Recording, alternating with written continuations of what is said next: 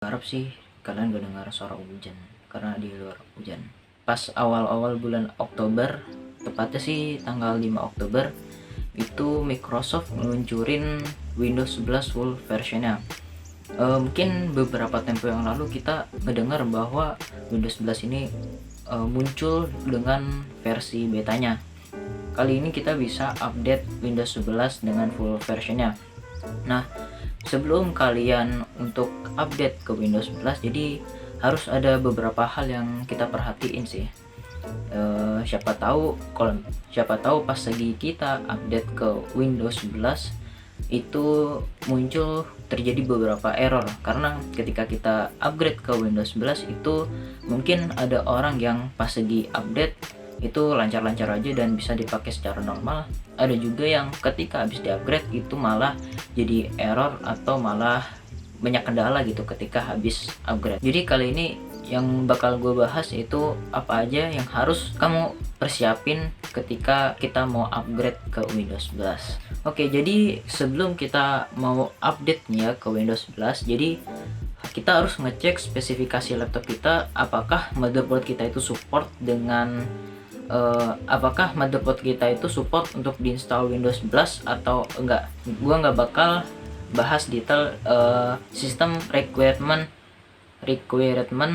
untuk install Windows 11.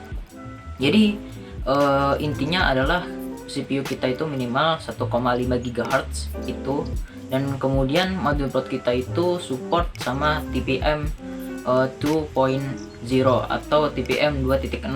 Nah, cara kita ngecek kalau misalnya motherboard kita itu udah support atau enggak dengan TPM 2.0, yaitu caranya adalah ketik Windows R, kemudian ketik tpm.msc. Setelah itu akan muncul tulisan atau akan muncul notification kalau misalnya Windows kita itu support atau enggak. Kalau misalnya support berarti biasanya ada tulisan TPM is supported gitu kan.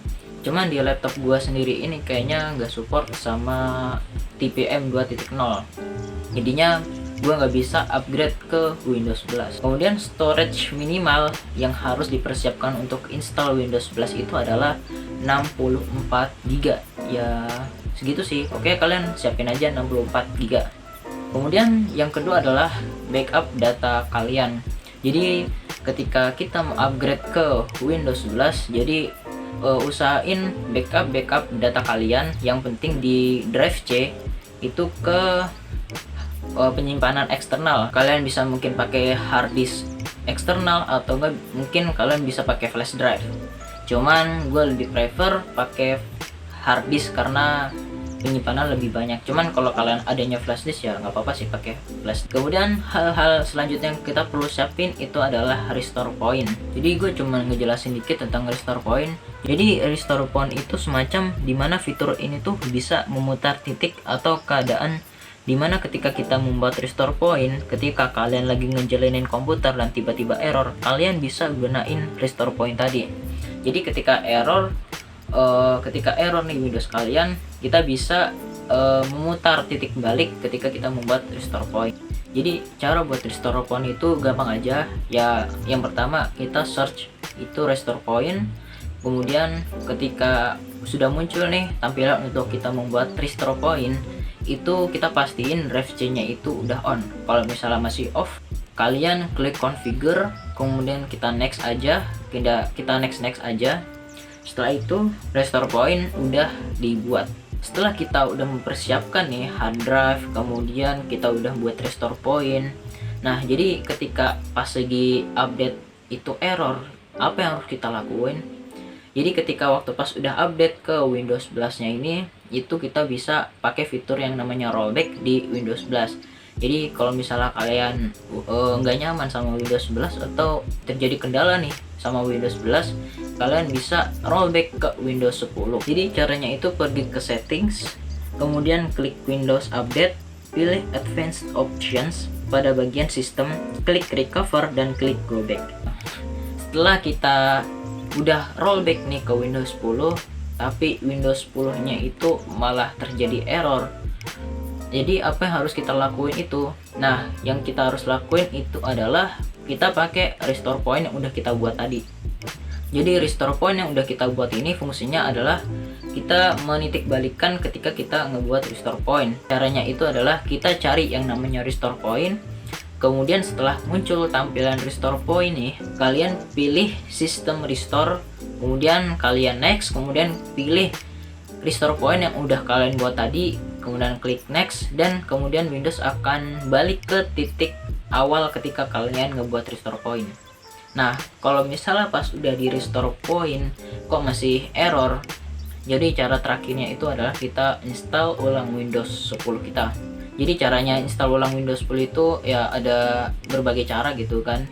Kita bisa install ulang di Windows-nya itu, atau kita bisa pakai flash drive.